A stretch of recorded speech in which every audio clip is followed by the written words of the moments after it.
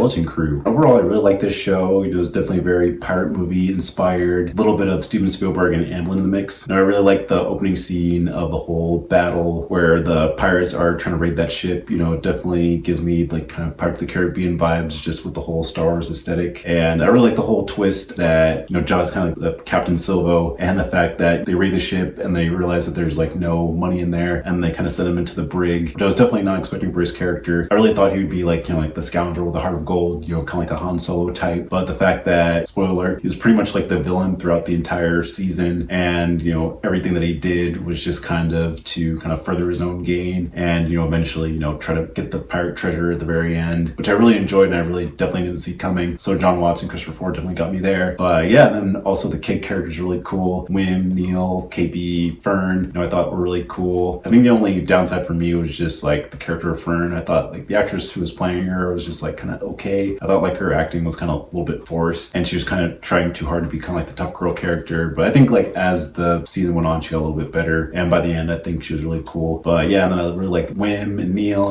They're exactly who I thought they're gonna play out to be. Kh'ymm being like the dreamer kid, always wanting to go off on adventures, and kind of has his head in the clouds a little bit. And then Neil kind of being like the scaredy cat friend who's like always trying to tell him like not to do it, keep himself grounded, and not get too ahead of himself. And actually, surprisingly, I really liked the character of KB. I didn't really know what to expect when it came to her character, but then like as the series went on, like I think she was really starting to step up, and I got kind of like emotionally attached to her, in a way, with like all the different like, kind of like trials and tribulations she went through. And then they revealed that she's kind of like a cyborg type character. I was like, oh, but yeah, I just really like responded to that. So I thought that was really cool. And then by the end, she kind of ended up being kind of like the unsung hero of the season. So I thought that was really cool. I also like the character of SM-33. I thought he was really cool, played by Nick Frost. Definitely one of my favorite actors. So to see him in a Star Wars project, I thought was really cool. And kind of reminded me of like K2SO a little bit, but kind of like the curmudgeon-y pirate version of the whole character. And it was really cool that we got the kind of whole twist, towards later end of the episode where, he had this kind of programming, and, he kept repeating like, I never heard of Atten before. And, the fact that if anyone would bring up the planet, then, he would attack them, but then, they're eventually able to like, fix his programming. And he becomes like a valuable ally for the kids as they go into this adventure. So I thought he was really cool too. Yeah, and even the character of Kh'ymm, the kind of like owl-cat hybrid alien, I thought she was really cool. I kind of thought that we'd see more of her, but it was cool that we saw her kind of in that brief episode that we had her in, and that she comes back at the end to try to help the kids, as they try to get that signal out to her to send to the X-Wing commanders in order to help at the very end with the whole end battle. I thought that was really cool. Hopefully we'll see her character in the Mandalorian crossover film, but if not, then I'm glad that we saw her at least in this season. But yeah, I think overall like it was really good storytelling. Like the fact that the planet of Atten, which I'm sure was like a reference to AT-AT, the Imperial Walkers and everything, being the home of the pirate treasure in the first place, and that it was an Imperial mint from the beginning, and that it was a way that the Empire was kind of trying to hide their kind of operations with this planet, and the fact that all these other ships who were trying to enter it would have to go through this kind of like dangerous shield generator with all these different like fake storms and everything to destroy them. I thought that was a really cool twist. And the fact that I guess the whole theme of like what the characters were seeking all along was right in front of them. This big credit mint was kind of sitting right under them this whole time, and the fact that they didn't even know that they were a part of all this. They thought they were just like this kind of like random planet, in the middle of the galaxy, but the fact that they're actually one of the most important planets, and the fact that they're not connected with the outside world. Once the kids find the ship and they kind of go off on their adventure, and they reach that outpost, and Wim's trying to pay for his food with the Old Republic credits, like all the aliens and everything are like, wait, what the heck, where'd he come from, like how'd you get this? And then kind of sets the light bulb in their head that like there's actually a bigger universe out there, and they're kind of like stuck in this kind of like one time zone where they have no idea like what's going on about the war or anything like that. So I think that was really cool. And the fact that they visited all these different planets and everything, they're kind of exposed more to the larger galaxy about this kind of like war-torn society and everything like that. They went to that one planet where there's like these different factions who are like warring against each other, and then Neil tries to kind of bring that kind of sensibility, the one character Hana, that you don't have to fight, you can work together and you can be peace among you. So that kind of like gives that little hint of like the whole theme of like the original trilogy about the whole rebellion, and about specific rebels becoming an alliance to fight the Empire and everything like that. So I thought that was a really cool scene. I thought that was kind of like one of my least favorite episodes, just because I felt like it didn't really have anything to do with like the overall story. It was really kind of just like a one and done episode, but I think like had like some good character moments and good like growth moments in it. So I thought that was really cool. But yeah, then like as the story goes on, more and more gets revealed about Jod, and how he's obviously not a Jedi. He was force sensitive and kind of crushing women's dreams in a way of like, oh, he thought he was this honorable Jedi, but now he's just kind of like this villain who's trying to find this treasure and take it for themselves. And then, eventually they come back to Atten, and Jod has that lie that he's like the Republic emissary, and, takes the kids hostage as he goes into that building with the supervisor, and, kind of like destroys the supervisor, and that kind of shuts everything down. And then, that's his chance to, try to, take all the money from like that giant Republic vault. But then, of course, the kids reunite with their parents, and they finally work together to send a signal out to the X-Wing fighters to come and rescue them. And then, of course, Jod trying to win back the trust of, his old crew, taking out Brutus, and,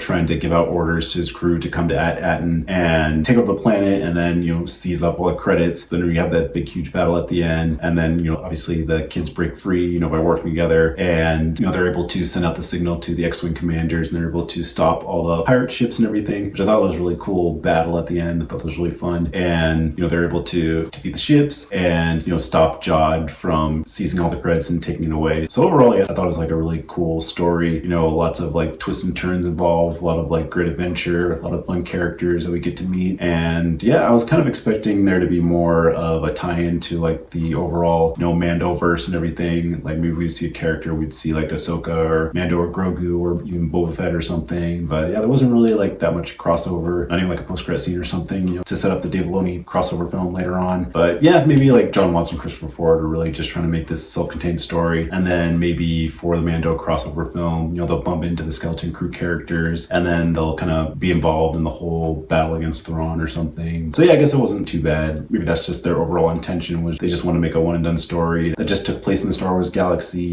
at the time of the whole Reconstruction era, post Return of the Jedi. Yeah, which is fine. So yeah, overall I thought it was like a really good show. I'm not sure if we're gonna get a season 2, like probably not. But yeah, I really liked all these characters, really liked the story. Definitely a lot of like great twists and turns I didn't see coming. And yeah, I'm hoping to see these characters in the Dave Filoni crossover film, whatever capacity might be. And yeah, we'll see how it goes in the future.